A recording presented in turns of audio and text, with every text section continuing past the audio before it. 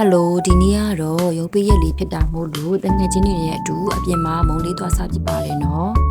ခရီးတွေမထွက်ဖြစ်တာကြာပြီမို့လို့ဒီနေရာလေးကိုရောက်တော့ခရီးထွေးရတယ်လို့ခံစားချက်လေးခံစားရတယ်ပေါ့နော်ဖိုတိုလှလှလေးတွေရိုက်တက်တဲ့လူဆိုရင်ဒီနေရာလေးမှာဖိုတိုလေးတွေရိုက်ရမ်းလာပါတယ်နော်ညီမတို့ထိုင်တဲ့ဟိုဘက်တစ်ချက်မှာလည်းကလေးလေးတွေကစားဖို့အတွက်နေရာလေးလည်းရှိပါသေးတယ်နော်ညီမမှာခဲ့တဲ့ထမင်းပုံကြီးကြီးတုပ်လေးနဲ့ဒကမောက်ကြီးဖြိုကြီးလေးကတော့အရန်ကိုတောက်လို့လည်းကောင်းခဲ့တယ်စားလို့လည်းကောင်းခဲ့ပါတယ်နော်ငယ်ချင်းနေမှာခဲ့တဲ့အာလူထမင်းနယ်လေးနဲ့ပြင်မဲ့ဖြိုကြီးလေးကတော့ညီမအနေနဲ့ဆိုရင်ကတော့